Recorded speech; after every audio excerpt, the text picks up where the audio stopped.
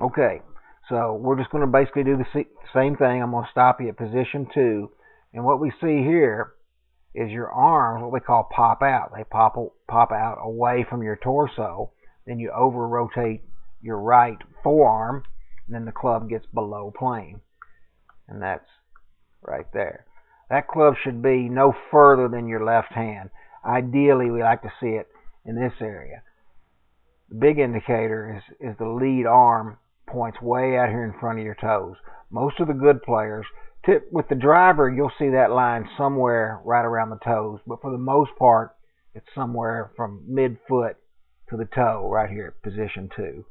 So you're going to see Mike Weir here. He's got a little bit of over rotation of the right arm, but not much. And then you take his right arm and you draw that line, and it comes right there at the toes, as opposed to yours is way out here. And what that indicates, it indicates that he keeps his arms connected to his torso, and yours comes away from it, comes disconnected.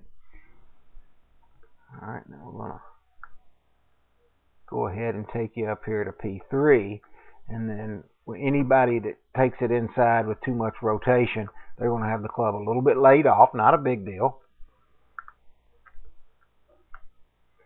But what we like to see there at this point is a shaft that's pretty close to parallel to the original shaft plane. And all this doesn't seem like a big deal, but what happens is everything you do in the takeaway sets you up for good things to happen in the transition. And then when we talk about the transition, I'm going to take you up to the top of your swing, right as you get to the top, and I'm going to change color here. And that is your slot, okay? The blue lines. You can swing it down into the slot. Pretty much anywhere down in there, you're going to have a good chance at success, okay? So club face looks good. For the most part, it matches your left arm. Okay, so like it. Really good. I mean, you did a great job of keeping your spine angle. Love that. It means you got a good strong core. You're still in good shape. You're not over the hill yet. All right, so I'm going to take Mike all the way to the top. All right, so those blue lines indicate his slot. And you're going to see him, you're going to see him drop those hands right down into that slot so he can swing inside out or inside square inside. That club head never gets outside that cone. Boom. He's done a good job of maintaining his spine angle. Okay.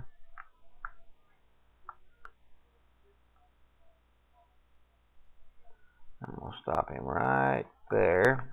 You'll see that shaft is really close to parallel to that original shaft plane. And he's just swinging on the circle.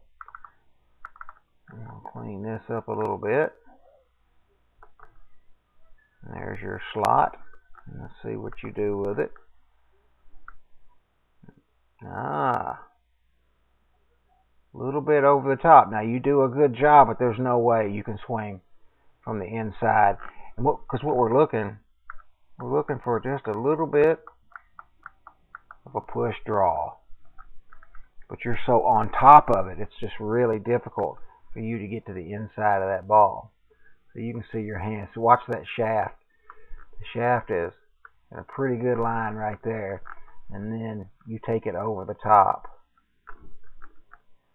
Right there. Boom. And it's steep. And there's nothing you can do about that. And it's just a little sequencing issue. You're starting to swing too much with your arms and upper body and not enough with the legs. Okay. I want to see that right leg disappear much quicker.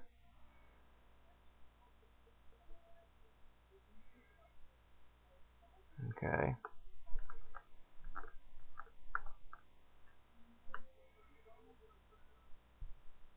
I'm going to clean this up again. Okay. And I want to show you a couple of things here at impact, a couple of positions. I want you to look. at his left elbow and your left elbow. Now watch how his works with the hips. Okay, that left elbow never straightens out until that ball's gone. Let's just watch yours for just a sec. Okay, so it straightens out about right there. Okay, so what that tells me is it races past your hips. And again, that's an indication of a sequencing problem. Okay, and again, a little bit of that's kind of a brush, not much of a divot. But you can see the direction that this ball starts. Starts right at the target. And the only way for you to get that thing to the target would be to fade it in there. Let's just kind of see what direction his golf ball goes on. Okay. You can see his starting straight. A little draw.